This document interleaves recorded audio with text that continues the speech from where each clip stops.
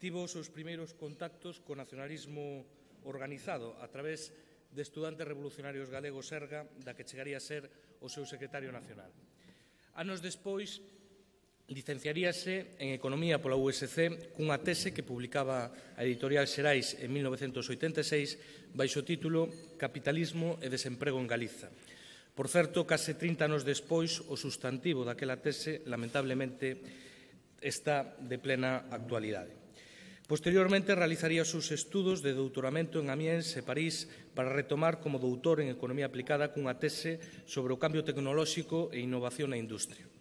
Actualmente, Xavier compaxina a súa condición de portavoz nacional do Bloque Nacionalista Galego coa de catedrático de Economía Aplicada da Universidade de Santiago de Compostela, onde, entre outras cousas, coordina o Grupo de Investigación ICEDE, o Mestrado de Desenvolvemento Económico e Innovación e o Programa de Doutoramento de Economía e Empresa, así como a dirección de múltiplos proxectos de investigación sobre temas de economía e políticas de innovación, modelos de financiamento, crecemento, desigualdade, globalización e neoliberalismo, entre outros.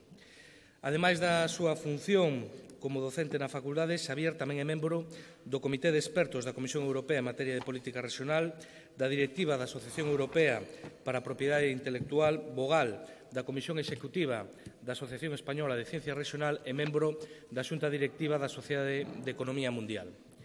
Foi tamén director do IDEGA, do Instituto Universitario de Estudos e Desenvolvemento de Galiza, na primeira metade dos 90 e profesor convidado nunha multitude de universidades de toda Europa, desde Manchester, París, Roma e un longo etcétera. Desde 2003 é coordinador tamén da área de Economía do Seminario de Estudos Galegos e é membro correspondente da Real Academia Galega. A verdade é que é difícil entender como estira as horas do día Xavier Vence para que, ademais de todo isto, colabore con publicacións económicas, con prensa xeral, escribise todos os libros que leva publicado nos últimos anos e atenda, ademais das súas obrigas familiares, as moitas horas que ten que dedicar ao Bloque Nacionalista Galego. Ata aquí un resumo do currículum máis ou menos oficial, desde o meu punto de vista impoñente, mas que non recolle, desde o meu punto de vista, o máis importante. Eu coñezo a Xavier desde hai bastantes anos, de cando eu, sendo un pouco máis que un rapaz, viñen a Santiago a estudar económicas a unha facultade na que el era un dos mellores profesores. Por tanto, coñezo a súa faceta como docente, coñezo a súa faceta como analista económico e coñezo tamén a súa faceta como dirixente político. E podo asegurarlles que nas tres é moi bo, mas en ningunha é mellor que na faceta humana. Xavier, ante todo e sobre todo, é unha boa persoa sincera, honesta, unha persoa tremendamente traballadora, tenaz como poucos coñezo, moi rigurosa e fiável cando se compromete a algo.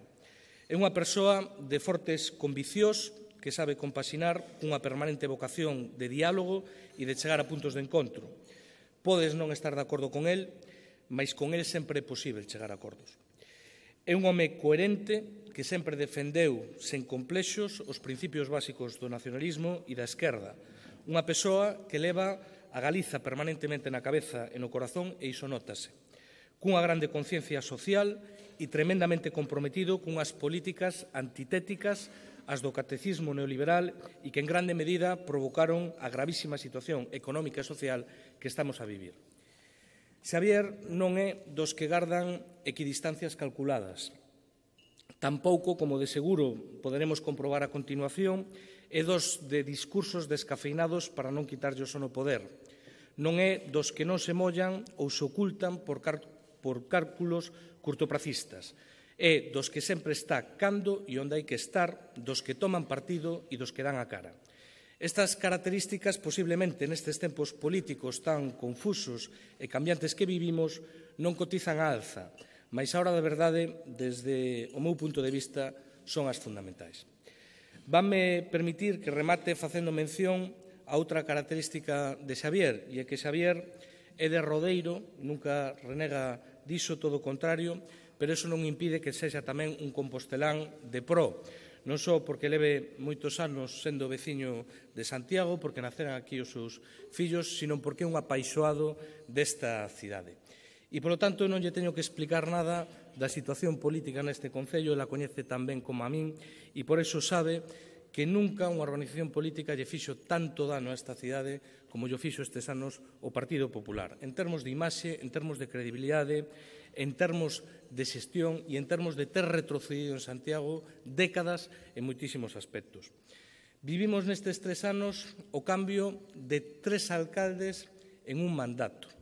Cambios de caras, pero non cambios do fondo e en moitas ocasións nin sequera das formas dos anteriores alcaldes. Vivimos como na actualidade só queda unha concelleira dos 13 concelleiros eleitos na noite electoral hai 3 anos pola candidatura do Partido Popular. E vivimos e seguimos a padecer un grupo de goberno, o único concello deste país que ten un grupo de goberno respaldado por unha maioría de concelleiros non electos e que, polo tanto, non teñen un aval democrático polas urnas. Polo tanto, Xavier sabe perfectamente que o cambio que precisa este país, que o cambio que se vai a iniciar no mes de maio cas eleccións municipais vai a comezar precisamente pola capital de Galiza, vai a comezar por Santiago de Compostela para poder retomar o legado de moitos anos de traballo e de moito e ben feito por compañeiros e compañeiras do BNG que nos precederon en labores de goberno neste Concello e para retomar o traballo de cara a camiñar a un modelo de cidade diferente como nos teñen demostrado os nosos compañeiros e compañeiras de Pontevedra que non só é posible, senón que é absolutamente imprescindível. Para todo iso, para falarlles da situación económica actual, para falarlle das medidas e das posibles solucións pensadas por e desde Galiza, deixos con Xavier Vence, portavoz nacional do Bloque Nacionalista Galego. Moitas gracias.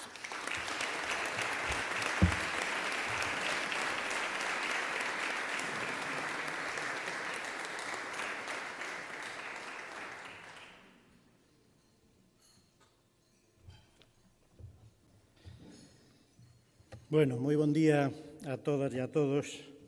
Moitas gracias por estar aquí, moitas gracias a todos e en especial a moitos e moitas das que fixestedes moitos kilómetros despois de madrugar para poder estar aquí connosco. Por lo tanto, estou moi orgulloso, moi agradecido, moi honrado de tervos aquí connosco. Estou tamén moi agradecido aos compañeiros de Fórum Europa, Tribuna Galiza, de que organizaran este acto que cumple unha función moi importante, toda a serie de actos, de debates, de almorzos, de debate que organizan ao longo do ano, creo que cumple unha función moi importante neste país para permitir o diálogo na sociedade, o diálogo aberto, o diálogo franco e o diálogo constructivo.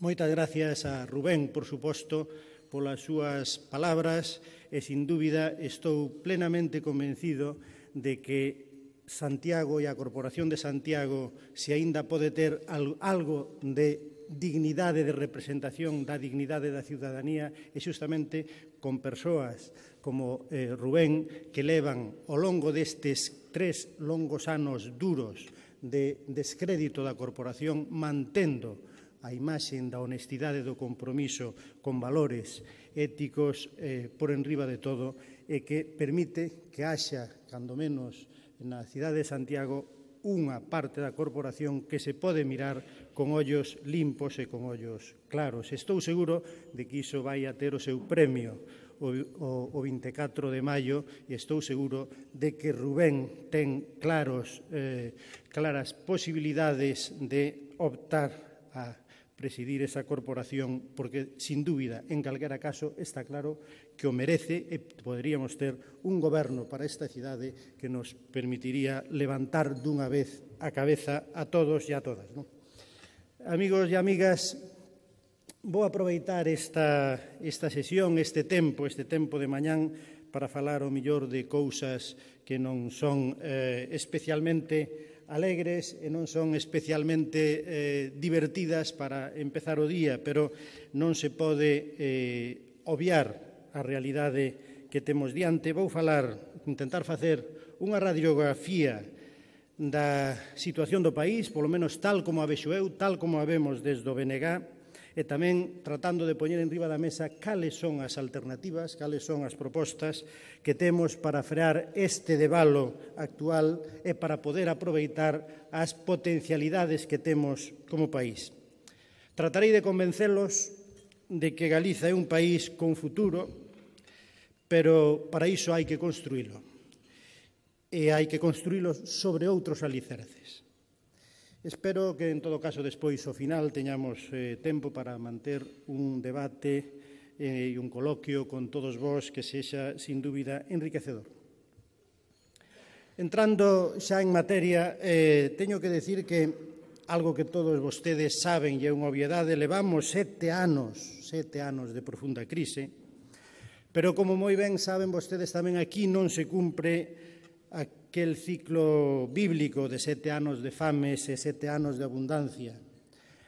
Tal como se formulan as cousas desde o establishment, podemos ter outros 7 anos de vacas flacas.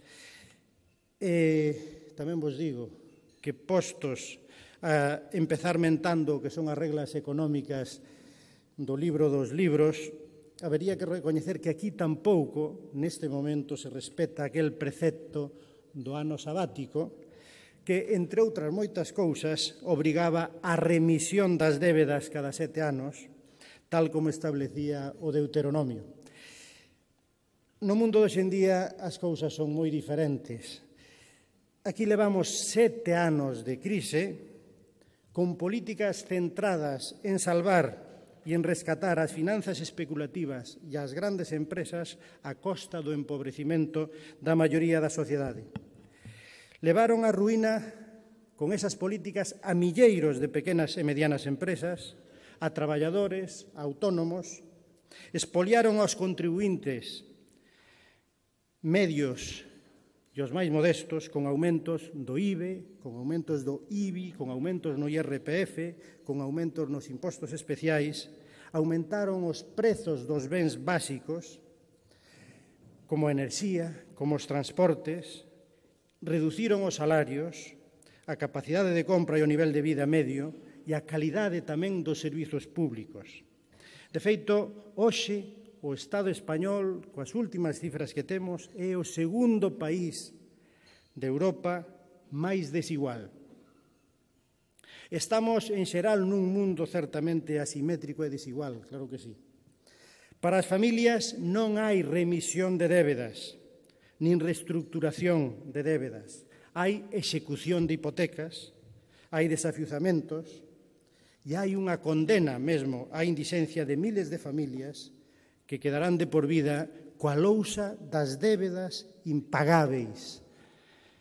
E, pola contra, hai uns seres especiais, que son os grandes financeiros e os grandes especuladores, que fixeron da débeda o seu negocio e aos que non só lles aplicamos a graza dun ano sabático, senón que levan 7 anos seguidos disfrutando de ano sabático de condonacións de débedas, porque levamos 7 anos rescatándoos e o problema é que pretenden que sigamos rescatándoos de por vida.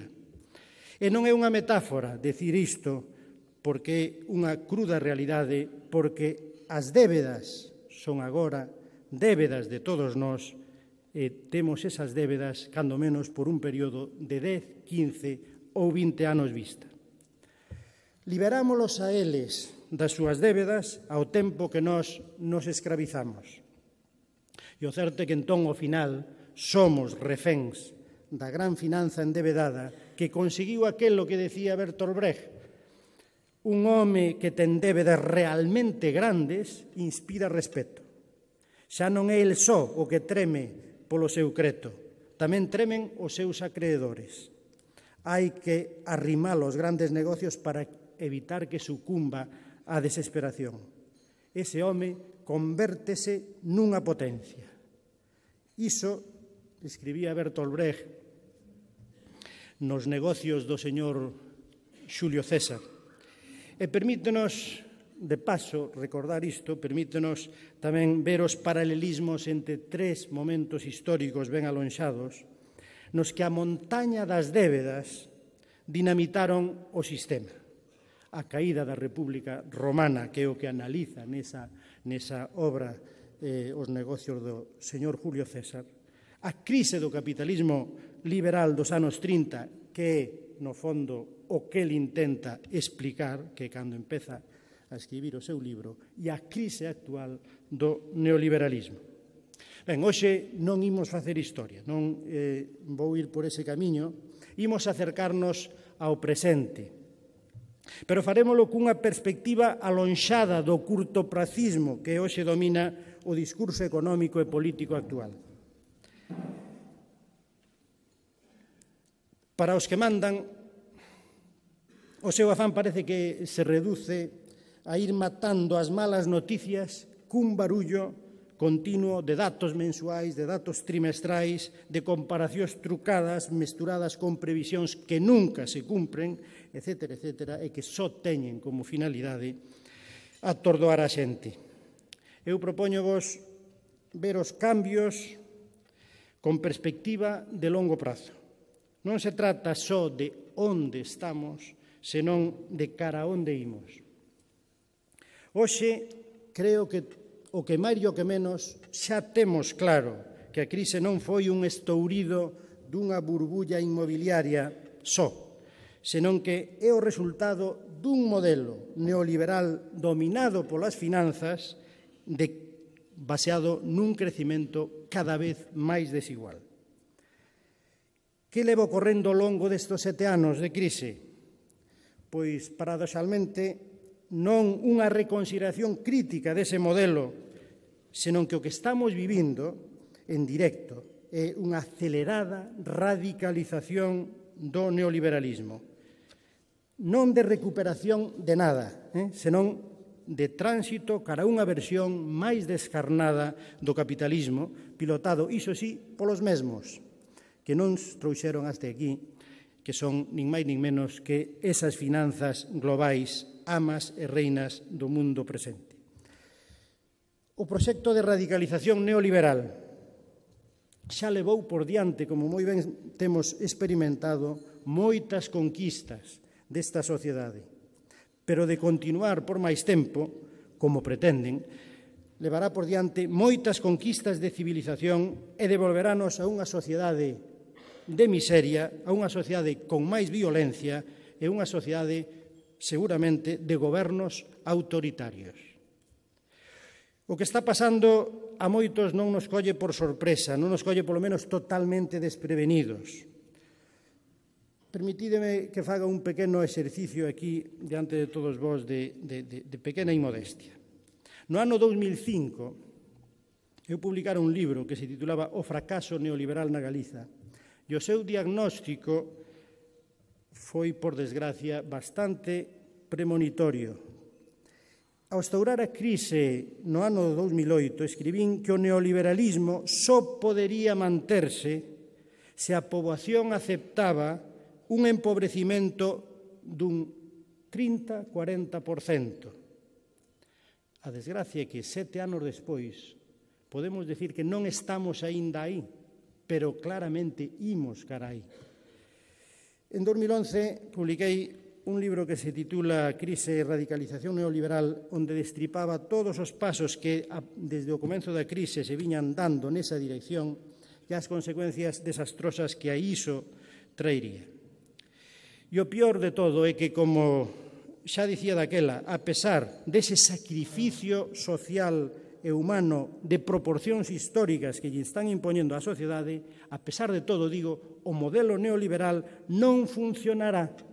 Non funcionará porque é inviável, e porque chegou ao seu límite, e porque con máis diñeiro ficticio dos bancos centrais e máis débedas non hai grande futuro. Non é por aí por onde imos construir o futuro. Non son poucos os economistas críticos que levan tempo falando do estancamento do capitalismo, deste modelo de capitalismo e mesmo do seu colapso. Agora, fixadevos ben, empeza a haber economistas oficiais dos próximos a Wall Street, dos que tiveron e teñen grandes responsabilidades económicas e políticas como Larry Summers ou como Robert Gordon, que falan dun horizonte de estancamento secular. Secular stagnation, sí, é un concepto bello, pero é un concepto que parece que tamén para o establishment define o futuro. É certo que máis alá da literatura árida dos economistas, temos tamén nos últimos días algunha aportación que nos permite ver a onde leva, a onde conduce a deriva deste modelo, nunha obra, por exemplo, como a que acaba de sair traducida en español, de George Packer, que leva por título El afundimiento en el español, de Unweiling, que nos ofrece unha imaxe estarrecente, unha reportaxe clara de como se desfai, como se desmorona a sociedade americana. Pois ben, a pesar diso, e a pesar de todas esas evidencias, os predicadores ideolóxicos e os políticos cómplices aquí están a outra cousa, están instalados na miopía do curto prazo. Tentan, por esa vía, manter amansada a poboación. Pero xa que ese é o centro do seu discurso, empecemos polo curto prazo. Imos falar, imos ver que é o que pasa brevemente. Temos que decir que, aproveitando unha leve melloría dos mercados de débeda derivada desa primeira grande inxección de 1 billón de euros do Banco Central Europeo en 2012, o Goberno leva uns meses lanzando as campanas ao voo cunha suposta recuperación no Estado español. Mais aínda, pretende atribuirse os méritos desa aparente recuperación.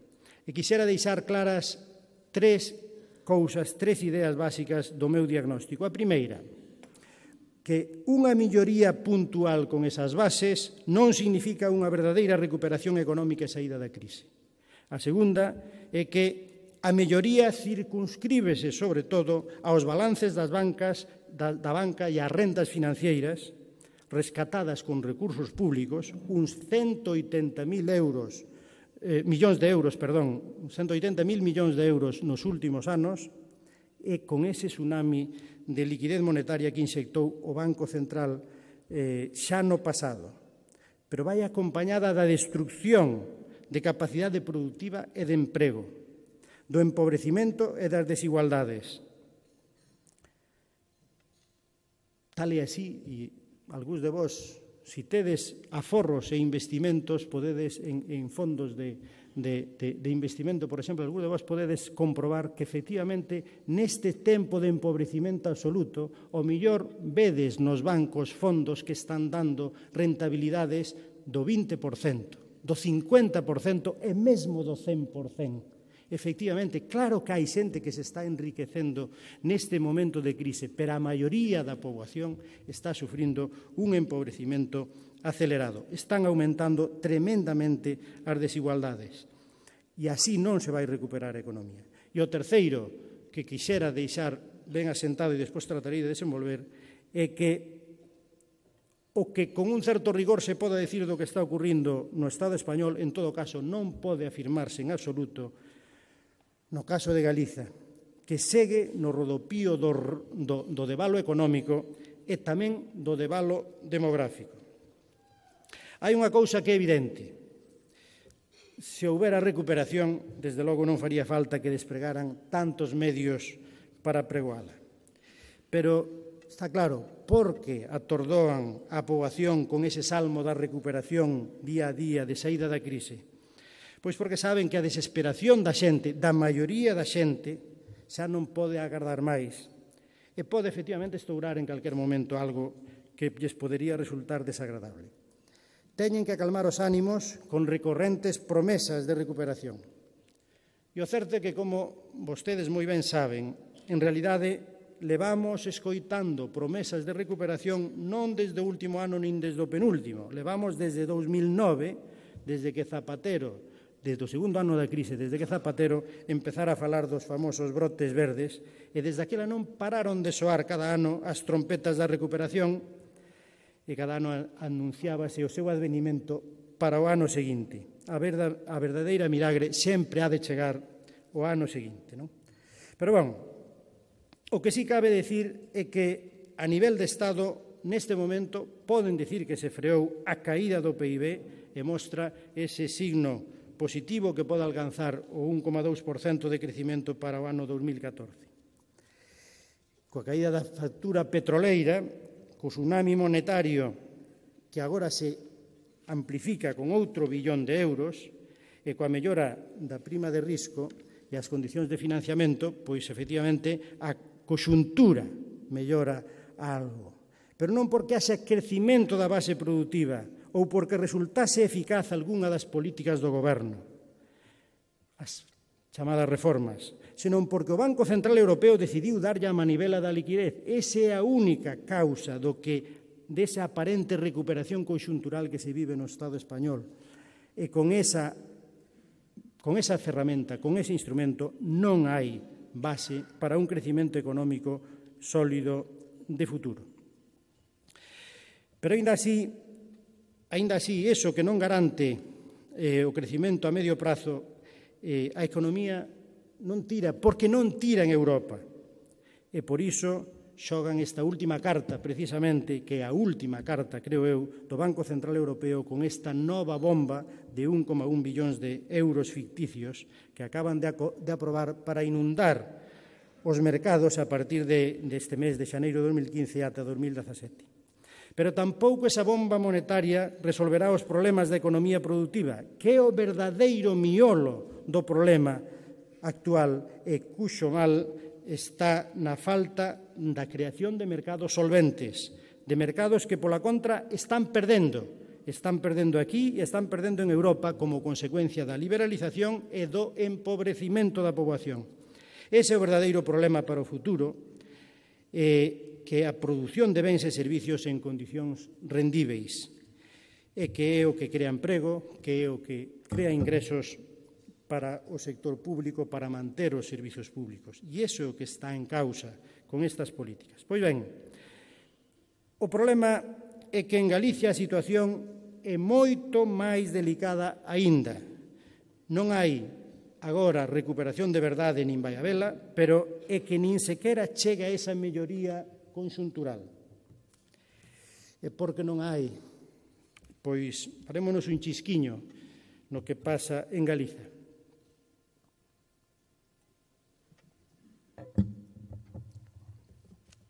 O PIB en Galicia é hoxe un 7% menor do que era no ano 2008. E os datos dos últimos trimestres apenas mostran un paso do signo negativo da recesión a unha situación de estancamento. Estancamento económico que se deriva do estancamento da demanda de consumo, o estancamento do investimento, caen as exportacións e cae a produción industrial. E aumenta así o déficit exterior outra vez. A cifra de negocios da industria no ano 2014 caeu un 3,2% no noso país. O noso agro e a nosa pesca esmorecen estrangulados por prezos do oligopolio e por cotas que limitan a súa produción. Iso sí, recupéranse os bancos con cartos públicos, como decía, reinflase a especulación co rescate e o diñeiro do Banco Central Europeo. Pero así apenas se crea emprego no noso país. E o que se crea é un emprego ultra precario, con salarios de verdadeira miseria, de pobreza laboral. O 16% dos empregos, temos as últimas estadísticas, son de empregos de contratos semanais. A tempo parcial, a maioría, por días no terciario e na construción, por debaixo do salario mínimo, moitos, pero con abondosas horas, mesmo superando a xornada laboral legal ou a establecida nos convenios. As pequenas e medianas empresas que producen para as grandes, ou que son subcontratadas polas grandes, sofren o estrangulamento dos precios que acaban cos marxes de negocio, e mesmo obriga por veces a traballar a estas empresas a perdas para manter carga de traballo. Ben, así é que o certo é que en Galicia estamos en mínimos históricos, movémonos ao redor de 1 millón de ocupados en esas condicións. Desde 2008 hai 196.000 ocupados menos no noso país. E nos 4 últimos meses seguiu aumentando o paro ao tempo que no resto do Estado empezaba, polo menos, a frearse e a haber unha certa recuperación de empregos precarios, pero de empregos. A afiliación á Seguridade Social caeu no mes de decembro, neste último mes, en 13.000 persoas. E o máis grave, como digo, é que en termos tendenciais é que non só perdemos ocupados, senón que perdemos poboación activa, perdemos poboación. 19.000 persoas que emigran fora do país, polo menos cos datos oficiais. Seguramente, fora diso, hai moitos máis no último ano. Sería absolutamente irresponsable ocultar as consecuencias dramáticas deste feito para o futuro económico e demográfico de Galiza, que afonda no círculo vicioso do declive e que é preciso romper con urxencia. Non se pode ocultar nin salvar a situación con cantos á responsabilidade individual. É un problema de diseño de país e de políticas. En definitiva, claro que hai diferencias de pulso entre Galiza e o Estado español e o resto do Estado. E iso é xustamente o que creo que hai que poñer no debe do centralismo e das políticas que aquí aplica o Partido Popular, do seu entreguismo obediente de Feijóo a Madrid, ese empeñarse en decir e en facer que Galiza non é un problema para España. As consecuencias son ese debalo. Do seu radicalismo neoliberal de campión dos recortes e no feito reiterado de que as políticas que se aplican desde Madrid, con toda esa paixón recentralizadora que desataron nos últimos tempos, pois están penalizando, están pexando completamente a nosa economía. Temos uns recortes que son asimétricos, non son os mesmos a nivel de Estado que ao nivel do noso goberno que se impoñen. Temos, como consecuencia do modelo de financiamento, unha balanza fiscal negativa para Galiza. E, aínda por riba, con noso orzamento, fan negocios, sobre todo, os lobbies madrileños. Así, é certo que é moi difícil levantar cabeza. Por tanto, nesas condicións e con esos vimbios non vai haber recuperación. Non hai futuro se no canto de correxir as eivas profundas deste modelo que a crise puxo ao descuberto, o que se fai é impulsar ese capitalismo confiscatorio para tapar os buratos dos auténticos responsáveis co suor, o sufrimento e o espolio das víctimas, que son os traballadores, os contribuintes, os usuarios, os aforradores, entre eles tamén os emigrantes retornados. Pero é que no caso de Galiza, temos ademais que non só ese neoliberalismo inviável, senón que temos o efecto dun centralismo madrileño que nos esgana. Aos problemas xerais do modelo engádense aquí os problemas estruturais e diferenciais do noso país que parece que son incapaces de entender e de recoñecer tanto as dereitas como as esquerdas españolas. O centralismo, ese centralismo que pretende seguir espremendo o noso aforro e a nosa fiscalidade para encher o burato da súa débeda, da débeda xenerada en Madrid e no Estado, de 180 mil millóns de euros para o rescate bancario e a burbulla, para Bankia, para o Sareb, para os avais, para todo iso.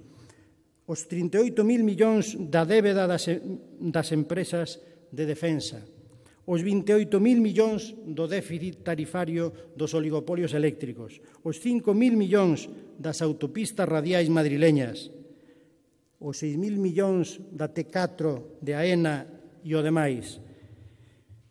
Ese é o verdadeiro problema. Ese é unha lousa que dificulta que os demais poidamos levantar cabeza e respirar. Porque pretenden seguir someténdonos a unhas relacións de intercambio inxustas, ademais do que acabo de decir, con precios que son prezos de auténtica colonia, porque os prezos para o que producimos son moi baixos, para o leite, para a carne, para o peixe, para a electricidade en orixen, para a madeira, etc., etc. En cambio, son altos para todo o que consumimos, a tarifa eléctrica común, o gasol e a gasolina, o tren, o transporte aéreo, as peaxes tamén, son elevadísimas para a nosa conexión interna. A nosa industria e a nosa agricultura e os servicios soportan uns custes de electricidade e de transporte que pexan a competitividade, e o que é especialmente difícil para sair adiante con unha competencia tan desigual. Con o noso mercado de consumo dominado pola gran distribución comercial oligopólica e fundamentalmente foránea, é difícil dar saída en condicións rendíveis á nosa produción primaria e reter aquí as rendas das marxes comerciais. Así, amigos e amigas, non hai forma de sair do burato. En aquilo no que podemos producir, naquelo no que temos realmente potencialidades e capacidades, cando levantamos cabeza, enseguida nos poñen novos atrancos, vetos, reconversións forzosas, limitacións á produción, cotas leiteiras, cotas pesqueiras, supertaxas, etcétera, etcétera, etcétera. E o resultado é o que temos á vista: paro, emigración e debalo demográfico. Amigos e amigas, o futuro é realmente negro e eu creo que hai que facer algo. Temos que facer algo. Todos os que estamos aquí temos que facer algo. Non podemos resignarnos a que todas as conquistas se veñan abaixo. E entón, que ocorre? Hai solución ou non hai solución? Pois ben, eu creo que sí hai. Sí hai solución. Non é sinxela, pero haina. E o primeiro requisito é ter un diagnóstico claro da situación e saber que sociedade queremos. Saber que queremos facer do país de cara ao futuro. Porque, efectivamente, é ben sabido, porque nos lo dixeron desde hai moitos anos, dicía Séneca, que non hai ventos favoráveis para quen non sabe a onde quere ir. Pero, polo menos, hai que ter claro o que non queremos ser, o que non queremos deixar que fagan de nós. O que queremos é superar ese escenario de empobrecimento que é ao que actualmente nos abocan as políticas que nos están propoñendo desde arriba.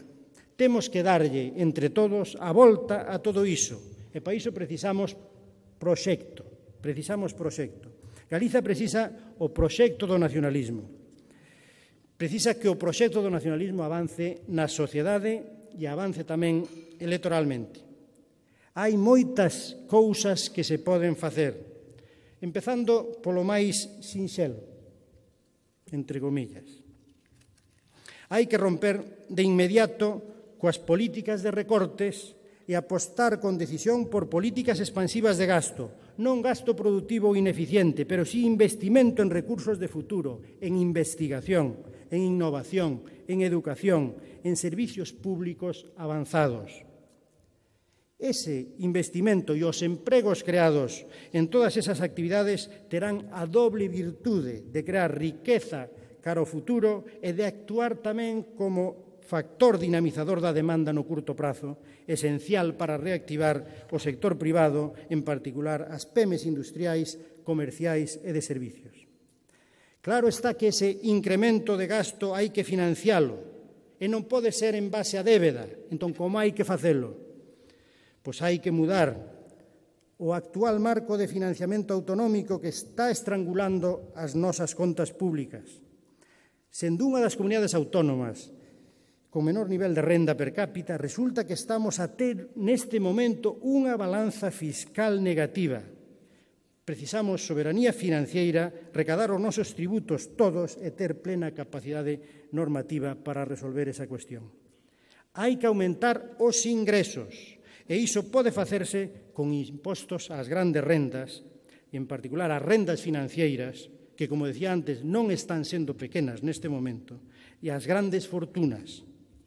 Queremos que o aforro e as ganancias empresariais se invistan aquí e non nos paraísos fiscais, nos paraísos da evasión fiscal ou na especulación financiera global. Queremos que os moi ricos e as grandes fortunas e as grandes empresas paguen impostos, paguen aquí e paguen máis para contribuir a financiar o gasto público que dinamice o investimento e a demanda. Un gasto público que financie bons servizos públicos e un orzamento público redistribuidor que reduza as desigualdades insoportáveis e a pobreza galopante. Velaí un dato que por si o di todo. Galicia recadou polo imposto de patrimonio no ano 2013 278.000 euros, é dicir, nada. Pero se as 9 maiores fortunas galegas pagasen realmente polo seu patrimonio total, que se pode estimar nuns 57.000 millóns de euros, que é o equivalente máis ou menos do noso PIB, as nosas contas públicas serían outras completamente diferentes. Só cos 9 grandes poderíamos facer cousas ben grandes para a educación, para a sanidade, na loita contra a exclusión, cantos tratamentos contra a hepatite C poderíamos financiar, canto persoal para as urxencias que están sendo colapsadas se poderían contratar cunha pequeniña contribución desas 9 grandes fortunas. Claro está que para conseguir iso, que parece tan sensato, creo eu, precisamos soberanía fiscal e políticas fiscais progresivas. E tamén digo a continuación, por se alguén dice, aí ven un manirroto, non pensamos e non debemos pensar só en aumentar os ingresos para aumentar os gastos. Nós, desde o BNG, tamén propoñemos medidas de verdad serias e de futuro para reducir o gasto. Claro que sí, nós estamos en contra desa arquitectura institucional que temos neste momento, que é absolutamente cara e ineficiente, con 6 niveis administrativos. Sobran polo menos 3, sobran as deputacións, sobran as delegacións do goberno e sobra moito do que está engordando hoxe o goberno central de Madrid. Sobra todo iso. Podíase aforrar moito en gasto público con esas reformas que o BNG ven propoñendo desde hai moito tempo. Pero, sobre todo, necesitamos capacidade de decidir e competencias para poder termos políticas diferentes. Non podemos ver estragados os nosos recursos por imposicións miopes ou intereseiras, nalgúns casos, desde Bruselas ou desde Madrid, como ocorre co cerco, como ocorre co xeito, como ocorre tamén no agro ou como ocorre co sector naval. Non podemos aceptar que os nosos recursos naturais, os eléctricos e o aforro, emigren sen crear riqueza no país. Temos que investir en novas actividades, baseadas tamén no coñecimento e na innovación, cunha estrategia de especialización intelixente, de verdade, non desa que poñen en PowerPoint para tramitar papeles banais cara a Bruselas, non? Unha especialización intelixente centrada, sobre todo, na diversificación a partir daquelo no que temos vantaxes, experiencia acumulada, capacidade comercial, etc., etc. Non se trata de apuntarse nun papel a última moda dos gurús estrelas do momento, non se trata diso. Non se trata tampouco de crear bonsáis artificiais que logo consumen todo o noso esforzo sen deixar de ser un eterno bonsai. Trátase, sobre todo, de incorporar coñecimento, diversificar bens e servicios ao redor daquelas actividades ou sectores nos que temos unha base productiva, tecnolóxica e investigadora mínimamente sólida. Compre, amigos e amigas, e hai que decirlo aquí en Santiago, e en días en que estamos escoitando mensaxes tremendamente preocupantes, compre investir en talento e aproveitalo productivamente, abandonar a retórica e ir aos feitos. Non podemos aceptar esa política miope de recortes que está estragando os nosos esforzos en I+D da última década.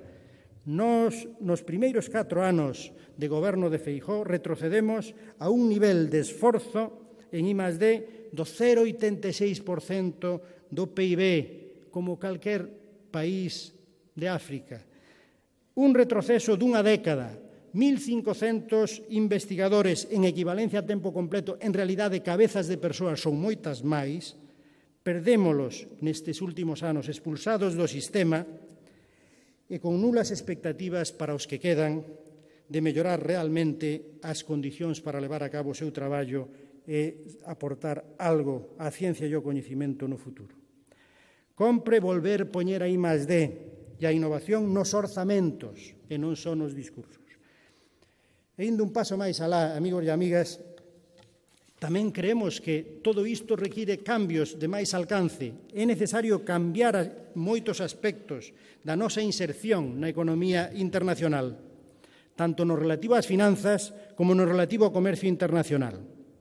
Ese cambio de marco regulatorio require, é certo, soberanía e vontade para exercela nesa dirección, pero é imprescindible para poñer a banca ao servizo da economía productiva, porque para iso necesitamos banca pública e outra regulación diferente. Para frear a desindustrialización e recuperar a industria, precisamos frear a liberalización.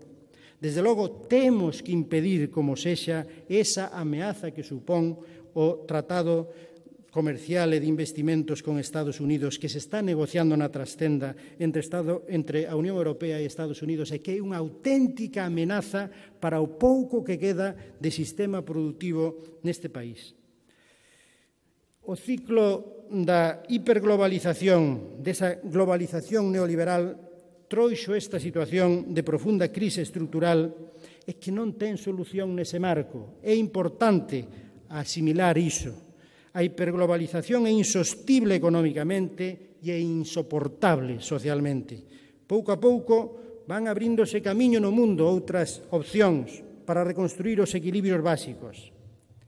É imprescindible que se abran esas novas vías e iso devolve ao centro da escena a cuestión da soberanía dos países, como ven facendo Latinoamérica na última década e como empezou a facer Grecia este domingo. Esperemos que teñan éxito e que non lle lo fanen. Dun xeito ou doutro, que nunca será idéntico ao pasado, pero o que está claro é que a idea de soberanía volverá como un concepto ao redor do cal xirará o novo paradigma de futuro. Non hai outra. A liberalización absoluta só conduce á destrucción das conquistas e a destrucción do tecido productivo en moitos países e iso, ao final, sería insostible e as sociedades, eu creo, salva galega, non aceptan suicidarse. Nós tampouco aceptaremos suicidarnos e por iso creo que temos que reaxir. Noutra dimensión, é dado que o noso problema máis agudo e máis evidente é o emprego, resulta necesaria tamén unha reflexión adicional sobre o impacto das novas tecnoloxías e, en particular, todo o que é a era digital, sobre o traballo na sociedade que ven. Nesta era digital mudan moitos aspectos da vida das persoas, das relacións entre elas, o tipo de bens e servicios que consumimos e a forma en que os consumimos. E todo iso obriga a pensar novas formas de traballo, pero tamén a xestionar doutro xeito socialmente a reducción de postos de traballo que de aí se derivan. En particular, temos que pensar nunha nova forma de administrar o tempo de traballo global. Está claro que para abordar unha estrategia de reparto do traballo cohesionador que garanta a inclusión laboral e social, que contribúa a unha sociedade máis igualitaria, é necesario ter unha estrategia de futuro e ter unha estrategia que teña o respaldo da ciudadanía. Iso é posible ir nesa dirección, pero require cambiar de paradigma. E ao mesmo tempo, está claro que compre facer un esforzo creativo de abrir novos nichos de actividade que creen novos empregos. Exemplos claros temos moitos, e no noso caso deberían estar ligados a cuestións sustantivas como a calidade, en particular a calidade alimentaria de verdade, non a das etiquetas, con produción de alimentos sanos, saudáveis, ecolóxicos, que poden crear novos empregos e de mellor calidade de vida, aínda que iso poda implicar eventualmente menor productividade. Actividades vencelladas ao coidado e ao aproveitamento do medio ambiente en parámetros de sustentabilidade, investigación, creación cultural propia, ocio de relación social, etc. etc. Nese novo paradigma, guiado pola sustentabilidade, vai de seu unha reducción do gasto de transporte, moi intensivo en enerxía fósil, como moi ben saben, e adquiren preeminencia os criterios de produción local, alimentaria, de servizos, etc. Para que vos fagades unha idea, un exemplo só, en Francia os circuitos curtos de comercialización de alimentos representan o 21% dos ingresos das explotacións. Aquí apenas un marxinal 0,05%, é dicir, nada. De igual xeito, compre pensar na produción e o consumo local da enerxía tamén, das renováveis. Compre pensar máis no comercio local e de proximidade, nun modelo urbano compacto que evite a fuga de rendas da intermediación. En todos esos ámbitos, e agora que estamos ás portas dunhas eleccións municipais, os nosos concellos teñen un papel moi activo que desempeñar. E, desde logo, ali onde goberna o BNG, xa estamos facendo cousas nesa dirección e seguiremos facendo máis no futuro se a reforma local mutiladora e centralizadora do PP non nos lo impide. En síntese, amigos e amigas, por poñerlle palabras a este discurso, soberanía enerxética, soberanía alimentar, soberanía financiera son principios orientadores de futuro para que a sociedade teña futuro e que enchen de contido práctico a nosa aposta pola soberanía política. Bueno, estamos acabando. Non falei de corrupción, e non falei de corrupción porque é un cancro asociado a unha sociedade en descomposición. Feijóo decía estes días que imos ser a rexión máis transparente de Europa. Eu, cando escoitei esa frase, dixen sí, cos bolsillos limpos e valeiros de xente. Esa é a transparencia que imos ter neste país. Tampouco non falei da débeda, porque, en realidade, como moi ben sabedes, o problema da débeda non se arrensará se non hai crecimento económico e creación de rendas. Así que, para ir concluindo, por todo dito, eu dígovos que no marco actual, coas políticas actuais, non hai recuperación posível nin saída da crise, por moito que a maquinaria de propaganda mentirán abondo do Partido Popular e de Feijóo pretendan atordarnos. Pero, amigos e amigas, tamén vos digo que hai alternativa, hai saída.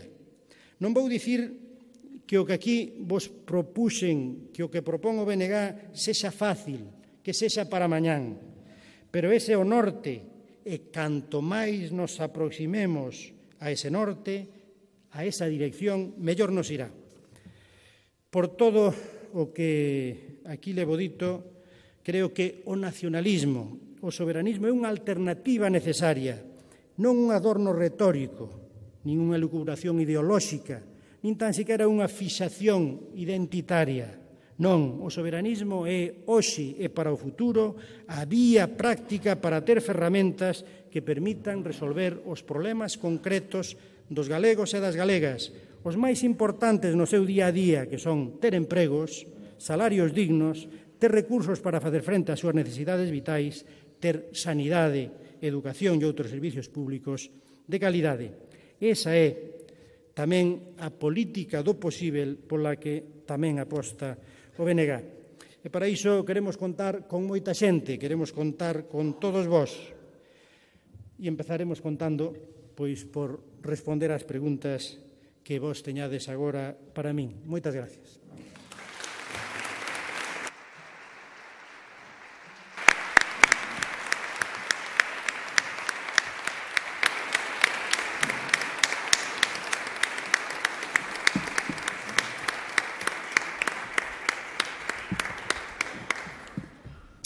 Gracias, Xavier.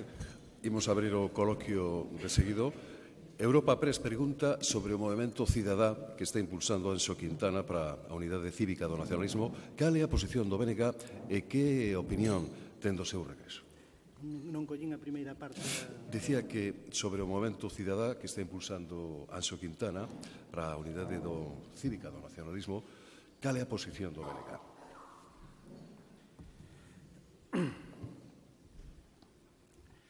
Vamos a ver, o BNG como alternativa política, como organización, estamos apostando desde hai moito tempo por sumar forzas ao redor dun proxecto nacionalista que sexa quen de nuclear e ser referente dunha parte importante desta sociedade. Queremos ser unha opción maioritaria.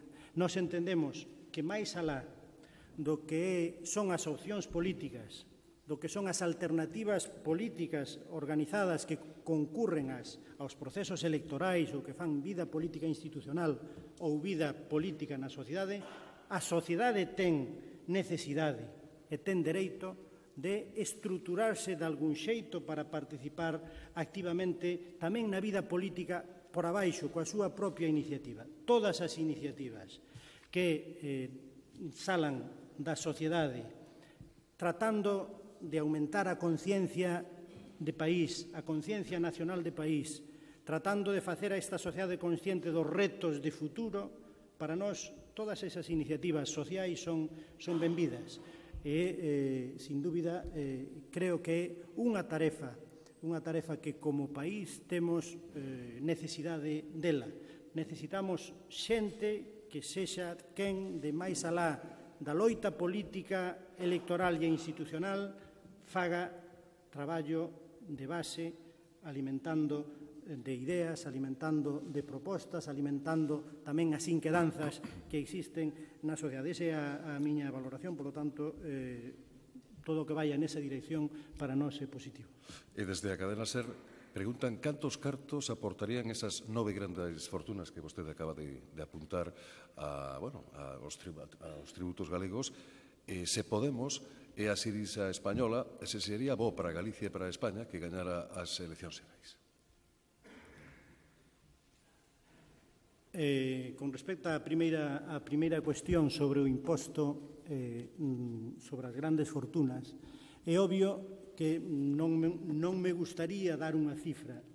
Sobre iso depende de como formulemos ese imposto de grandes fortunas. Pero, desde logo, sobre esa magnitude que puxen en riba da mesa de 57.000 millóns de patrimonio total desas 9 grandes fortunas, obviamente terían que pagar un imposto de grandes fortunas moitas máis persoas, pois calquera lle pode poñer unha porcentaxe, aínda que sexa pequena, e poderíamos falar, desde logo, sempre por riba dos 500 millóns de euros, e dai para arriba, non? Depende de onde acordáramos que debería estar, obviamente, a súa contribución. En calquera caso, serían moitos recursos para alimentar un orzamento autonómico que neste momento anda polos 8.000 millóns de euros e que, polo tanto, supoñería un incremento moi significativo. E se ao longo destes anos de crise eso se tivera recadado, obviamente, o déficit e a débeda que hoxe temos non habería e, ademais, teríanse podido evitar moitos dos recortes que se aplicaron de xeito irresponsable ao longo destes últimos anos. E con respecto á segunda pregunta, era sobre a Syriza grega ou se hai algunha outra Syriza polo mundo adiante? Si Podemos a Syriza española, e se sería bo para Galicia e para España que gañara as eleccións xerais. Podemos, en este caso. Pensei que se iba a presentar Syriza. Vamos a ver, nós, o BNG, como acabo de expoñer, creemos que o importante para nós é que Galiza teña un proxecto político e unha alternativa pensada desde Galiza para responder ás necesidades e os problemas de Galiza. Esa é a nosa preocupación e nós, o BNG, facémolo en esa clave e en clave de esquerda. Sobre o que ocurre na dinámica política estatal, desde o BNG, tampouco non ocultamos que todo o que sexa ir nunha dirección máis progresista e de esquerdas a nivel de Estado sempre nos parecerá ben. Entendemos que as alternativas en Galicia teñen que nuclearse ao redor do proxecto nacional do noso país, pero que en Madrid, que a nivel de Estado, haxa unha recomposición do panorama político e, se fora certo que iso fora na dirección de alternativas políticas máis claramente enfrentadas ás políticas neoliberais da Troika e ás políticas da Unión Europea, etc., sempre nos parecerá que é positivo. Non teño claro que iso neste momento o represente ou o garanta Podemos. Teño moi serias dúbidas, entre outras cousas, pola inconcreción e a indefinición e a deriva que se observa nos últimos meses, e semana a semana, nos pronunciamentos públicos dos seus dirixentes. Por lo tanto, ese é o que o que a min me suxire esa cuestión. Sí, señor Vence, hoxe tamén se ha publicado en algún medio de comunicación sobre a renuncia do alcalde de Arzúa, José Luis García, e que se está recrutando novos candidatos por parte do BNG nos concellos onde a formación obtivo alcaldías. Isto é así. Nos, o BNG temos aberto un proceso de diálogo coa ciudadanía moi profundo, que levamos meses nel a través das asambleas abertas, e hai un proceso de elaboración de programas e de candidaturas ao redor desas asambleas abertas. En cada localidade, en función da visión, das prioridades que a militancia e a xente que participa nas asambleas abertas pois ten, en cada sitio hai propostas. En todos os casos se trata de buscar candidaturas que sexan integradoras desa ampla base social que se acerca ao BNG asambleas abertas. Se hai algunha persona que en algún momento non entende esa necesidade de integrar as diferentes opcións, propostas ou matices que poda haber aí dentro, pois efectivamente eso acaba supoñendo un problema que nalgúna persona levou a non querer continuar como alcalde nesas circunstancias. En todo caso, para o BNG o que está claro é que o que priman son as decisións colectivas non só dos militantes do BNG, sino desa base social que se achega ao BNG, e o que está claro é que dai só pode sair unha alternativa que millore a actual ou que millore a presente, porque entendemos que a preocupación polo futuro do Concello, nese caso de Arzúa, é o que prima nas decisións dos membros desas asambleas que participan e dos membros que participan nelas. Bueno, precisamente pregúntase tamén que beneficios ou non terá o bloque presentarse ás eleccións co lema BNG Asambleas Abertas, e tamén en relación con Santiago, logo de 3 alcaldes do mesmo partido neste período, pode estar tranquila a ciudadanía confiando no Partido Popular, e como se pode recuperar a confianza nos políticos despois de ocorrido estes últimos anos en Compostela. Unha mesma pregunta neste sentido, que cree que pode achegar o BNG a gobernabilidade de Compostela?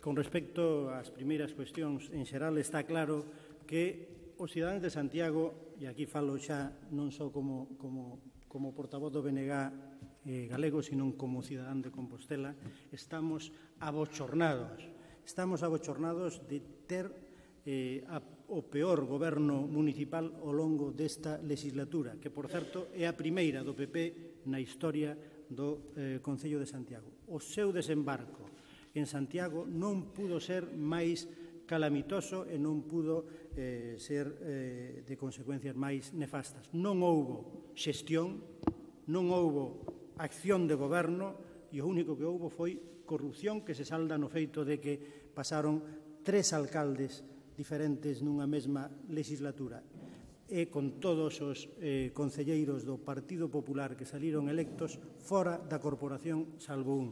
Por lo tanto, é unha situación que, por decirlo así, o paradigma da corrupción que está instalada na xestión en moitos sitios do Partido Popular e no Partido Popular en xeral, é que no caso de Santiago pois foi unha absoluta catástrofe. As consecuencias pagas a ciudadanía non só en imaxe, non só no feito de ver que temos un goberno municipal absolutamente inundado pola corrupción, senón pola mala xestión que se traduce en non resolver os problemas. Que agora a Xunta de Galicia, que agora Feijóo, que agora o Partido Popular aposte e queira sacar, digamos, adiante o que é a súa aposta por Santiago co novo alcalde, pois tradúcese nunha serie de decisións que creemos que non van ser quen de revertir a situación. O mal feito, o mal acumulado ao longo deste tempo, eu creo que é dificilmente compensable. Nese sentido, o BNG ofrécelle á ciudadanía de Santiago moitas cousas. Ofrécelle, por un lado, unha experiencia pasada de goberno que creo que, en xeral, estivo moi ben valorada. contribuímos a facer no pasado de Santiago unha cidade que en moitos aspectos era unha cidade modélica, en outros resolvéronse razonablemente ben as cuestións e, desde logo, temos un equipo na Corporación Municipal neste momento, encabezado por Rubén Cela, e unha que encabeza a candidatura de cara ao futuro, que eu creo que é hoxe, sin dúbida, unha garantía non só de honestidade absoluta e de dedicación absoluta e de compromiso, sino tamén de capacidade de diálogo coa ciudadanía, con todos os sectores sociais, con todos os sectores económicos, que coñece moi ben o Concello, que coñece moi ben a cidade, que coñece moi ben as parroquias desta cidade, e que estou seguro de que el e todo o equipo, que xa temos o primeiro tramo da lista conformado, integrando tamén moita xente que non pertenece ao BNG, que aporta, digamos, a súa experiencia, a súa visión á candidatura, pois eu creo que, sin dúbida, o BNG ofrece para maio unha candidatura ganadora en Santiago que pode permitirlle aos composteláns aspirar a mudar radicalmente o panorama e a ter un goberno municipal no que confiar, e un goberno municipal con ideas e con iniciativas para transformar a cidade e para axudar a dinamizar tamén económicamente Compostela. Que opina que Galicia teña as tarifas de combustible máis caras do Estado tendo aquí unha refinaría? Pois é un dos moitos despropósitos que temos neste país. Producimos enerxía eléctrica, exportamos o 40% desa enerxía eléctrica, é unha enerxía eléctrica que en origen é moi barata porque están amortizadas as instalacións hidroeléctricas, sobre todo, e exportámola para fora e logo pagamos os prezos que paga calquera en calquera parte do territorio español. Temos unha refinería, efectivamente, e iso non se traduce en que os combustibles que deberían chegar ás gasolineiras pois con moita máis con menos costes de transporte, pois temos os combustibles, en cambio, máis caros que na maior parte do Estado español. Iso responde, como digo, a ese patrón que parece que se cumple en casi todos os sectores, de que temos uns prezos asimétricos que son o que corresponden na bella teoría económica a precios que funcionan con criterios máis de colonia que de outra cousa. Desde logo, temos claro que esa presencia e a produción en proximidade tería que traducirse en prezos de mercado para os consumidores, para a ciudadanía e para as empresas máis baratos, pero non é así. Obviamente, solucionar eso requeriría que a Xunta de Galicia actuase e tivese competencias máis claras, pero, en todo caso, actuase coas que ten para evitar esta discriminación que, desde logo, é absolutamente sangrante. Torcuato Teixeira, da Lonxa da Coruña, de que a pesca, o agro e o noso idioma son partes esenciais do país e que é mellor que un partido nacionalista para defender as esencias do país. A pesca está en declive, o idioma tamén. Se volve a estar no goberno, terán esta vez claro o que interesa ao país. O BNG eu creo que sempre tuvo como moi claro que a súa prioridade son os intereses do país, os intereses estratégicos do país, e a iso supeditamos efectivamente todo o demais.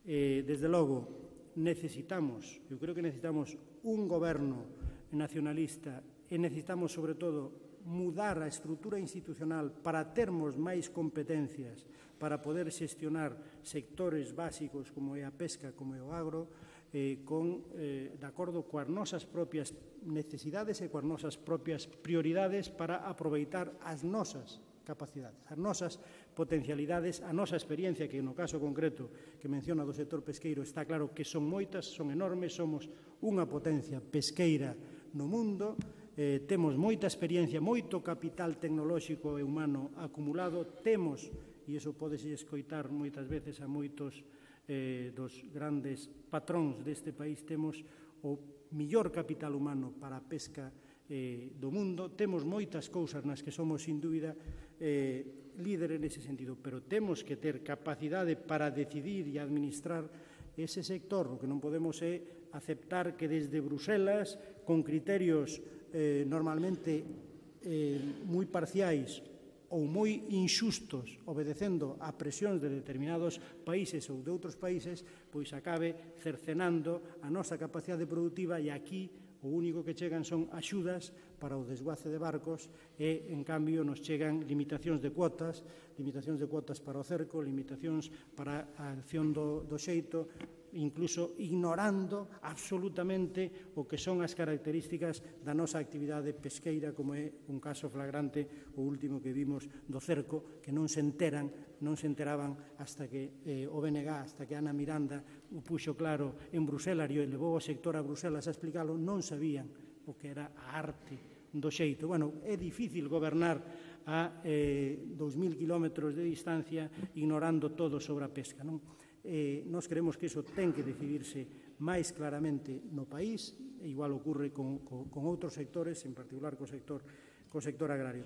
E, obviamente, que decir da lingua? Da lingua está claro que ten que ser un problema para todos os galegos, para todas e todos os galegos. Nós creemos que, como nacionalistas, como BNG, estamos plenamente sensibilizados por a deriva que levamos nas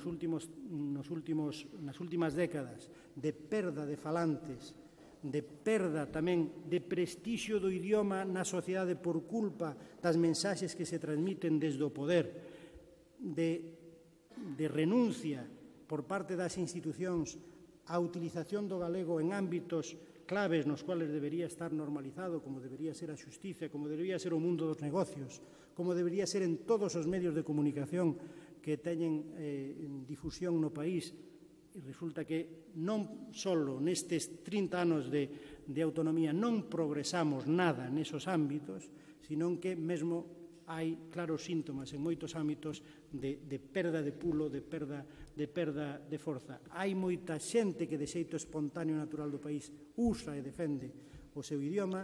Creemos que debería ser toda a sociedade e todas as forzas políticas deberían estar comprometidos coa defensa da lingua. Desde logo, o BNG estivo no pasado, está no presente e é para nós unha das preocupacións importantes de cara ao futuro. Temos que facer todos máis para que o galego sexa a lingua do país, a lingua de todos, e que o seu uso sexa normal, non sexa simplemente nin unha pose para os actos protocolarios, nin un xesto daqueles que estamos absolutamente convencidos na necesidade de usalo e de defendelo. Ten que ser normal na sociedade galega o uso do idioma galego, respetando en todo caso a liberdade de cada quen individualmente a facer e a falar o que lle plazca. Juan Manuel Lema, da Universidade de Santiago, di cales son as propostas do BNG para desenvolver o investimento empresarial e investigación básica e aplicada en Galicia nun contexto europeo. O primeiro, que algo quixen apuntar de xeito moi breve na intervención, porque eu creo que efectivamente necesitamos unha política de investigación básica, de investigación aplicada. Necesitamos reforzar as capacidades que se construíron no pasado ao redor das universidades, ao redor dos centros de investigación, das poucas empresas que crearon departamentos de I+D, dos centros tecnolóxicos que se crearon para algúns sectores e que están quedando tanto uns como outros escuálidos, que se están quedando sin persoal, que se están quedando sin actividade e sin recursos para facer investigación. Obviamente, é un estrago de recursos financeiros enormes, esos investimentos en infraestructuras de I+D, de innovación que se construíron no pasado e que hoxe están infrautilizadas, é un estrago de recursos enorme.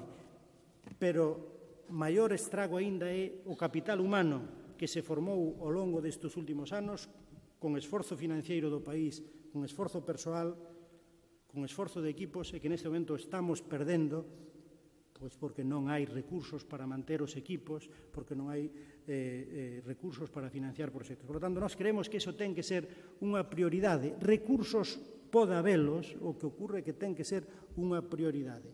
Igual que creo que ten que haber recursos para o investimento empresarial innovador, pero para iso necesitase mudar as reglas do sistema financiero. Non é a banca, unha banca orientada á especulación, a que vai apostar por proxectos innovadores, por proxectos empresariais, non aposta nin polos innovadores nin polos non innovadores. Necesitamos instrumentos específicos para iso. Nós levamos moito tempo dicindo que Galiza necesita banca pública galega, que actúe con criterios estratégicos e con criterios de país e que invista, que acompañe o investimento empresarial en xeral, pero en particular o investimento innovador, desenvolvendo as figuras que están perfectamente coñecidas, o capital risco, fomentando tamén outro tipo de investidores, os business angels, etc., etc. Pero, desde logo, ten que haber ferramentas públicas que aposten por ese investimento. E é certo, ten que ser unha aposta tamén estratégica no sentido de seleccionar moi ben os obxectivos. Non se trata de estragar recursos sin criterio, sino que hai que ter unha estrategia centrando esos recursos naquelo no que realmente temos capacidades, potencialidades e perspectivas de futuro. Hai que asumir que hai que especializarse, que non podemos pensar que calquera que chegue cunha idea en calquer cousa, todo iso debe ser merecente de apoio con recursos públicos. Ten que haber unha estrategia que teña claro cales son as fortalezas do país e as fortalezas que o país quere construir de cara ao futuro. Pero ten que haber esa estrategia, hoxe non hai, e ten que haber recursos para esa estrategia. Desde logo, eu creo que temos unha urxencia perentoria diso, se non queremos quedar arrombados aí e perder, ademais, o que investimos ao longo dos últimos 15 anos, xa digo, en infraestructuras tecnolóxicas e en capital humano. Miguel Anxo Rúas pregunta cal é o modelo de xestión de residuos do BNG. Se quixera dicilo rápido, diría non é Sogama. Eso está claro. Sogama creo que é un modelo de xestión de residuos absolutamente ineficiente, caro e, sobre todo, insustentable. Non podemos seguir amontoando lixo nas instalacións e nos arredores de Sogama. Iso non é o futuro. O futuro pasa por apostar por unha estrategia sustentable donde a reciclaxe, a reutilización, a compostaxe para os materiais orgánicos sexa, digamos, o criterio e onde, por outro lado, haxa unha descentralización da xestión do residuo. Nós creemos que é importante que, cando menos, aqueles residuos normais, outra cosa son os especiais, ou os que teñen determinadas características especiais, pero debería estar moito máis descentralizada.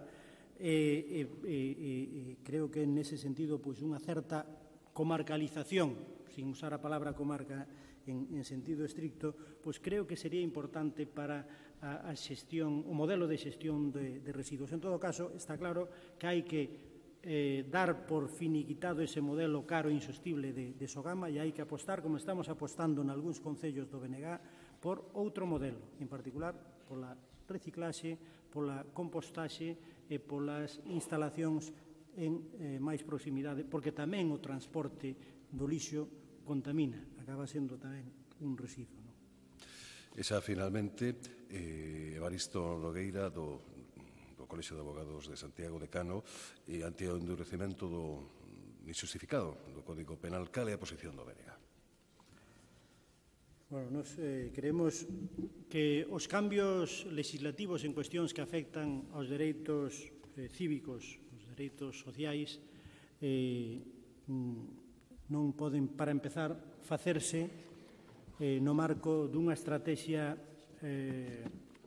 política sectaria e claramente represiva e reductora de dereitos, que é o que está facendo o Partido Popular. O Partido Popular parece que é consciente de que o malestar social crecente que xeneran as políticas que se veñen aplicando ao longo dos últimos anos debe ser, digamos, controlado con medidas represivas, con medidas que coarten a posibilidade da ciudadanía para expresar o seu malestar, para contestar ese tipo de políticas.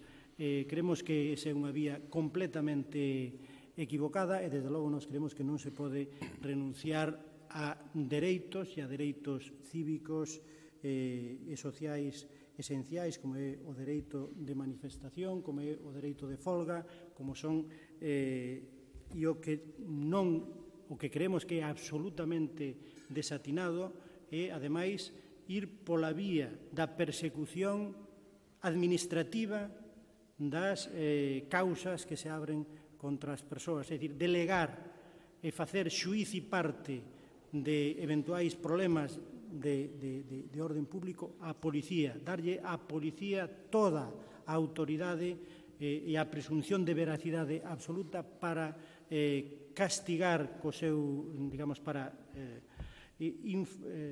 convertir en lei, digamos, en palabra incontrovertível o informe da policía sobre as accións das persoas, limitando, polo tanto, a propia acción da xusticia e limitando os dereitos das persoas ao amparo xudicial diante das diferentes causas que se lle puderan abrir. É dicir, a penalización e a persecución, a represión policial administrativa, o recurso ás multas como forma de represión nun contexto económico e social como o que estamos, eu creo que é unha aposta tremendamente antidemocrática e que augura, ou vamos, delata, digamos, o modelo social, o modelo penal, o modelo pouco respetuoso cos dereitos e tamén co papel de tutela da xustiza que ten o Partido Popular. Creemos, sin dúbida, que é unha lei das máis negativas que se teñen aprobado nesta legislatura. Bueno, pois vai pechar o acto Luís Álvarez do Banco Pastor, pero antes agradecemos a súa intervención, Xavier Vence, portavoz nacional do BNG. Moitas gracias.